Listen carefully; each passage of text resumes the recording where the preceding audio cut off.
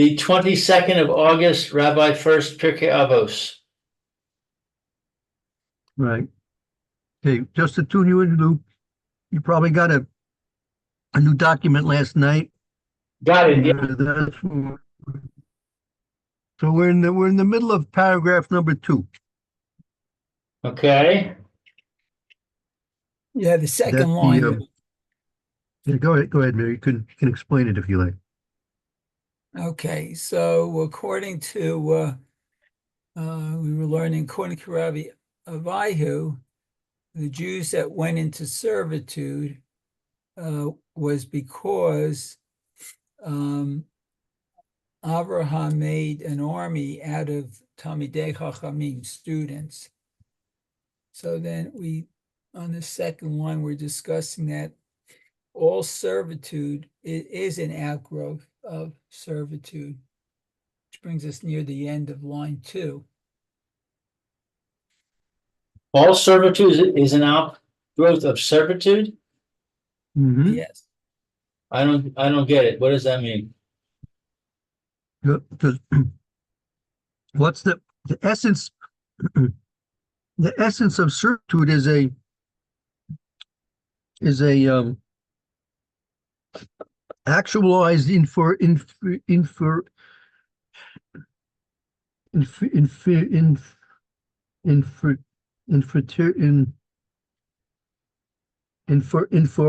What? How would you say that? I have to say that. Inference? Inferior. Excuse me. Inference? No, the inferior. The fact that a person mishuba to somebody else, that means he's the inferior. Oh, inferiority. Inferiority, exactly. Inferiority. Haven't said that word in a long time. It wouldn't be a word you'd know, Rabbi.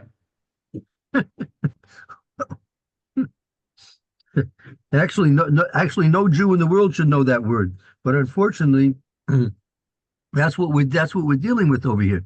The fact that the shibud, which is an actualization of inferiority, right? Shibud, the fact that a person's subservient to somebody else, right? That is an actualization of their inferiority, right? So a shibud cannot be actualized unless there's a previous point of inferiority. That's what he means here. Kol meshubad mispile min shibud. All subservience is an outgrowth of inferiority. Ah, okay, that makes more sense to me. Right? Okay, so all subservience is an outgrowth of inferiority. If there's no inferiority to precede it, there won't be any actual subservience. So what about a situation in a war where someone is captured by physical force and enslaved? How would you say that? And let's say he wasn't inferior. He was a guy with a good personality, and he was a hard worker and whatever. But he was overpowered. Well, okay, so you have to make a distinction between things that happen to the klal, to the general public, and things that happen to the individual, right? So, for example, if a Kadosh Baruch Hu is going to be gozer, if he decrees that the general public has to experience such and such, whether it's going to be joy, whether it's going to be sorrow, whether it's going to be difficulties, whether it's going to be success, right?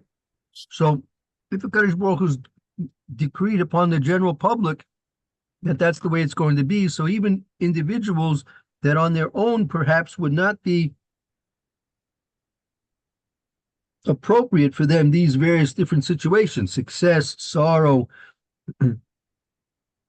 other things, nevertheless, the individuals will get, so to speak, carried along with the tide, right?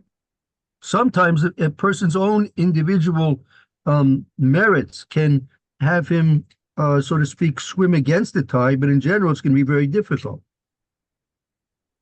But therefore, sometimes you'll see people that perhaps on their own, they they shouldn't, it wouldn't be appropriate for them for these things. But since in the general public, the general public has to go through this, so they'll get swept along with the general public. Uh,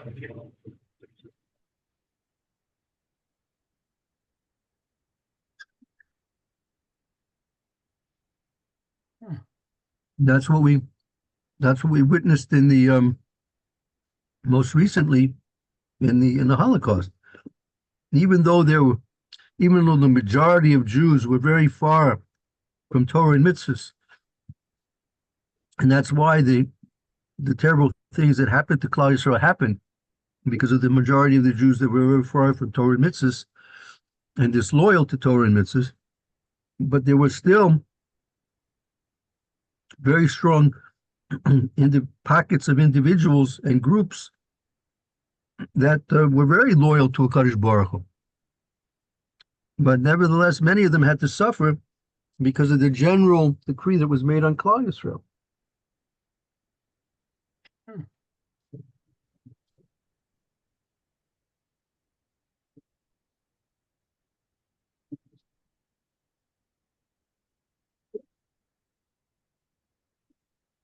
Wow. Okay. All right, let's continue on. Okay. V'lo yitaken hit palut rak ba'alei hachomer shehu mitpa'el. Okay. V'lo yitaken.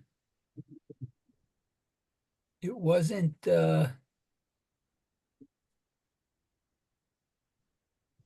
corrected, Yitaken, this servitude only to the Baalei Chomer. Yitaken. It's not possible. Yitaken means it's not possible. Oh, it's not possible.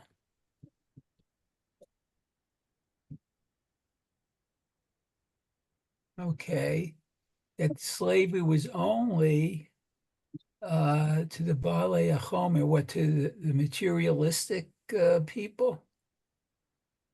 Right. So lo Yitaken, this palus rak al bali achomer shus bala. It's not possible that this can be affected. This can affect only those who are purely materialistic, which that would allow it to be effective upon them. Oh.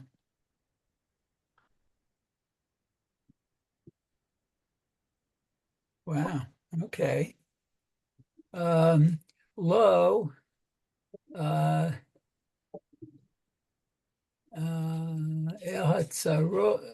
Hatzorah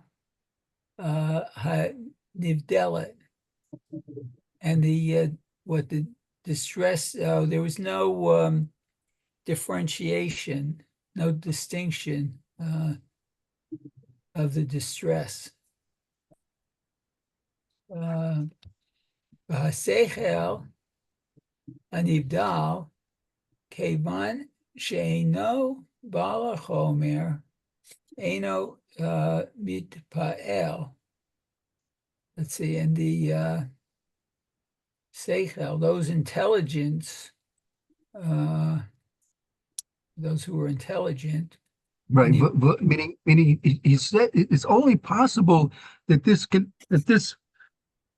inferiority of the necessity of a subservience can be effective only on those people who are purely materialistic. Right. Below al tsuras hanivdelis, not on a being that is separate from the material. Oh, so one who right? is Hatsura hanivdelis. Hatsura is like a being, nivdelis, which is separated, a being which is separated from from that which is material. Materialistic. Oh, okay. Okay. Very good. Sheino Baal Chacham Kerino Mipolel. Me'acher Sheino Mitpal Lo Shayich Bo Shibud. Yeah, Shibud. Okay. And after I think in this case it means Aka means since. oh, since. Ah, okay. So since they didn't act, they weren't uh, appropriate for slavery, I guess. Right. Since the subservience, which is an outcome of an inferiority, can only be effective upon those who are purely materialistic, and it can't be effective on a being which is separate and apart from that which is a material. And seichel nivdelis, and seichel, the intelligence, is something which is removed from that which is material. Kevan she'enu bal choime, because it's not something which is materialistic based. So therefore it can't be effective. And since that it cannot be effective, it's not therefore possible any subjugation to a Baal Seichel, one who is in the realm of intelligence rather than the realm of the physical. Yeah, okay.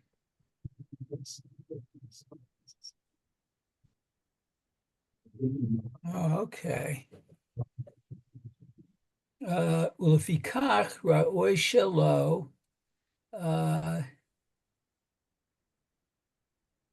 יהי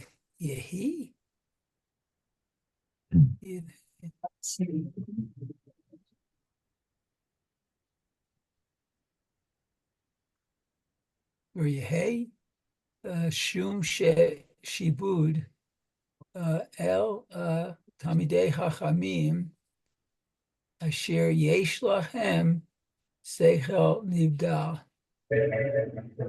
Okay, so this servitude can apply to the Talmidei Chachamim, which to them have the distinction of intelligence. Right. Right, Okay, very good. 1 second, Cam. Yeah, take your time.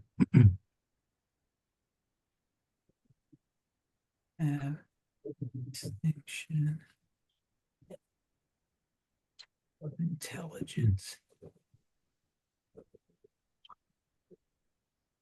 Beautiful.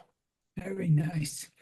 Okay, Vizehu Shamar Hachamim Bebraita Dishanu. And this was what from a vote. Al Tikra Cherut Al Haluchot Ela Cherut.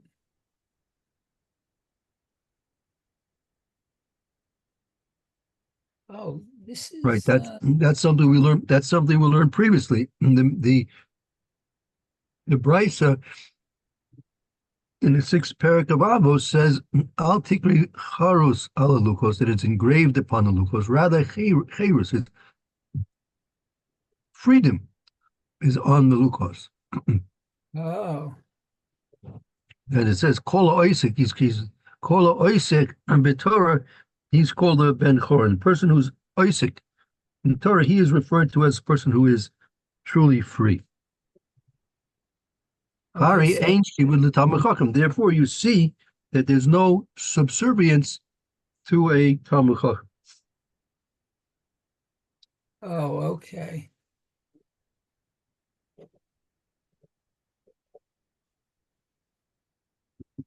Okay.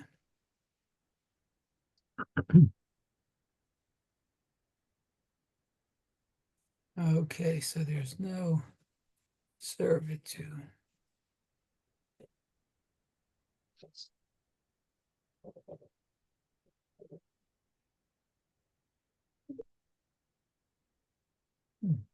That's very, okay. And so just as a summation, to summarize the second paragraph, that again, according to Rabbi Yavahu, Avram Avinu, because he made an army out of the Talmidei Chachamim, that destined his offspring, Klal Yisrael, to be subservient and subjected to the slavery in Mitzrayim, in Egypt. And that's because the general rule is it's not possible to have any type of subservience unless there's some type of inferiority previous to that, right? And therefore, the subservience can only be effective on something which has a inferiority of some sort previous to that. And the inferiority that we're referring to now here is the association with that which is physical. And therefore, since Talmidei Chachamim being separate from the physical world to as much of extent as possible, humanly possible, so therefore it's not possible that they should be subservient. So when Avraham Avinu made them subservient to the fact that they had to be in the army, so therefore that caused that was enough of a reason why the rest of Klal Yisrael generations later had to be subservient to the Egyptians.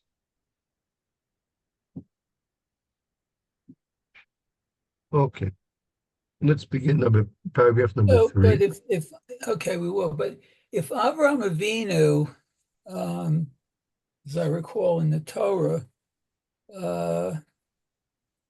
was fairly well off, so why would, I guess the question is, why would he have to create an army out of the students? He was so well off. Couldn't he, find others to fight for him? Besides, Yeah, exactly. This is what we mentioned several weeks ago when we started learning the doc. No, you're echoing what we had mentioned earlier. Meaning, why couldn't he hire the French Foreign Legion? I mean, that people know how to hire. You're looking for people, gunslingers. You can hire gunslingers, right? right. Why was it necessary? So look, obviously, Avram had a very good reason why he took the Talmud. He must have thought about it. He wasn't. I'm sure it was not a rash decision, right? Mm-hmm. Right. Now that is something we have not come across yet. What in fact was the rationale of Avram Avinu to take the Talmid Chachamim, right? Mm-hmm. Right. He must have had some rationale, but we haven't been exposed to anyone who's explained exactly what the rationale of Avram Avinu was to do that. So right now we're in the dark about that. But suffice it to say that he had a good rationale, but nevertheless, as based on what we're learning here, was still somewhat flawed in that he should have chosen a better solution rather than taking the Torah learners and subjecting them to inscription. Right. Okay. Very good. Constriction. Yeah. Okay. Right. Okay. So paragraph 3. Umizeh hatam hayman drame karga arvanan over adu uraita avi anvim uketuvim ki the ita baba batra. Okay, daf chet. Okay, so what from this the reason that one drama is to explain that that and from this reason, Haiman the Rami Karga Arabanim over a Deraisa, that this is going to be based on a Gemara in Baba Basra. But for this reason, he's going a little bit deeper into this explanation now. That for this reason that we just mentioned, that person, the Rami, literally to throw, Karga is a tax, Arabanan on Talmidei Chachamim. So that person who's going to tax Talmidei Chachamim, meaning they're going to have to pay for a tax. Taxes. Anyone who's going to have Talmidei Chachamim pay taxes, over al deraisa, he's over on a Torah law, on the Vim, he's over on the laws of the prophets, the Ksuvim, and he's over on the laws of the scriptures. Oh.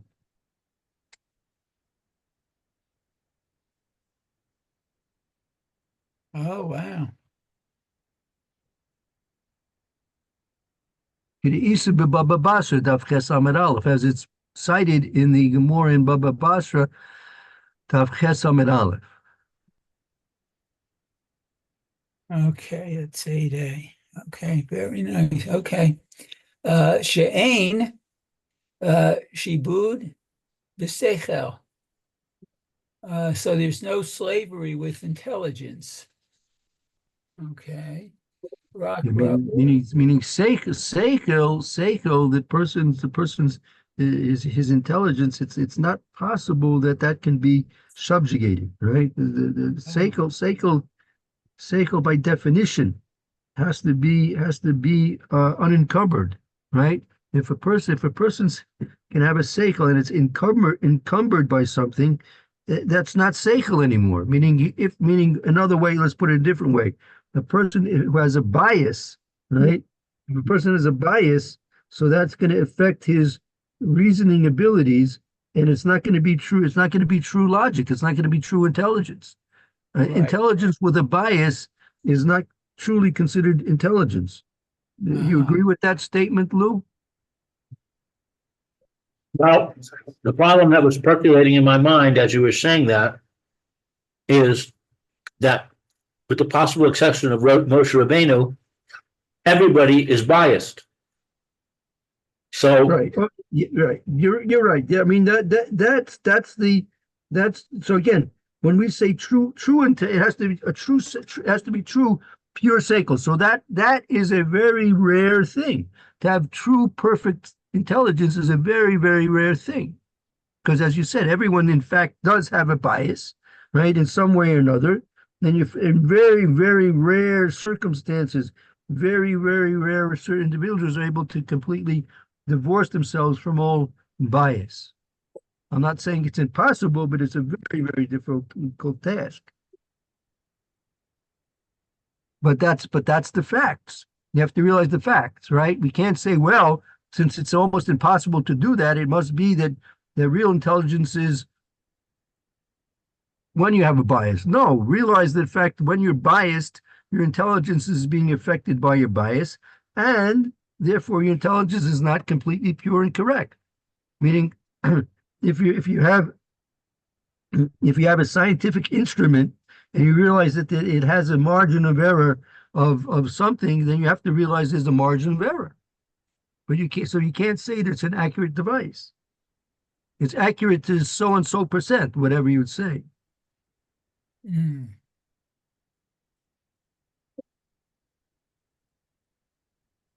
So the same thing with a person's logic, the same thing with a person's intelligence, right? To the degree that they are biased, right? That is going to be to the degree that their intelligence is able to function properly, right? So You could say some people, they may be very smart. They may have maybe a lot of information, but if they're biased in some way, so their intelligence is going to be off. Maybe it's going to be off by, it's only going to be 98% accurate, maybe it'll only be 25% accurate, right? So, but you have to realize that that's what you're dealing with.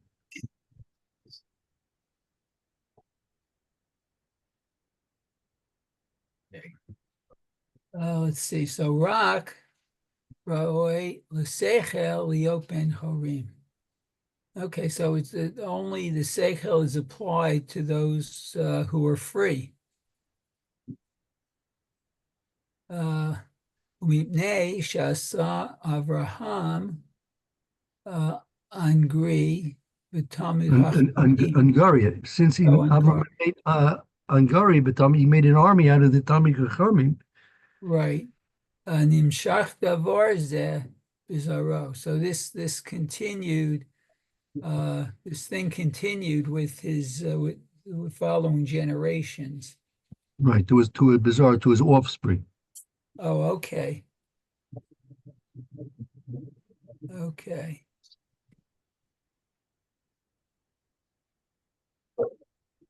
Oh, to his offspring.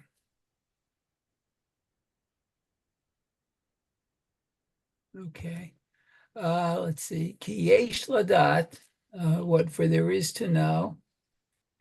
Ki lo timtsa ma'alat tzura nivdelet min hachomer asher ein ba mipichitot hachomer. Okay, well, because there isn't found ma'alat, an elevation. The milos is in Jewish. I like it. Milos, milos is a sort of a difficult word for me. I've never been happy with a real good translation of it, but I usually use a virtue, right? Oh, virtue. Or they're actually in this case, ad ma'alosam heim ruim lios mushlim al ha'umas, that until they should be here in this case it's like elevated. They should be elevated, that they are fit to be moshlim al umas. They should be elevated in a way that they should rule moshlim. They should rule or be dominant al umas and be dominant over the nations. Oh. That Kamoshi Yesh Yisrael Asher Shlomi Tzura Nivdelis. Look, this is very important, right? Sheyesh Yisrael Asher Heim Muslim B'Tzuras Nivdelis Ad Shemalosam, right? Heim Roy Lios Muslim Malomos, which means as follows, okay? When there is to Klal Yisrael, when there is to the Jewish people, that they are shloimei tzuras nevdelas, they are in a perfected state of separation from the material world. They're in a perfected state of separation from the material world until that will bring them to a state that they will be elevated, and therefore it's befitting for them to rule over the nations, to have domination over the nations. Oh. Wow. That's a very, very extremely important statement, that it's only in the case when Klal Yisrael has perfected their own separation from the material world, meaning they are devoting themselves to learning Hashem's Torah, to fulfilling his mitzvahs, right? To be properly interacting with the material world, with the physical world. They have to interact in a positive, productive way to the material world, not to use this world simply for the benefits of the pleasures that it exists for. When they've done that, at that point, they will be elevated, and they will now be appropriate that they can rule and have dominion domination over the rest of the nations of the world. Uh-huh. Okay, we're going a bit, I think let's stop. We're not going to go and finish this paragraph quickly, and I think we'll start this paragraph over today's Yom Chamishi. So again, on Yom Rishon Bez Hashem, we'll start paragraph number 3 again, and we'll review. There's a tremendously important statement. Mhm. Tremendously important statement. Very good. Shkoyach. Well, thank you, Mayor. Very good. Thank you for the Thank you. reading. Okay, Lou, I'm glad you Okay, got back to us. yeah, Lou. And we'll take a break and we'll continue on with the Mr. Bruce here in the near future, Mitzvah. Okay. Thank you. Thank you, Lou. Okay, very good.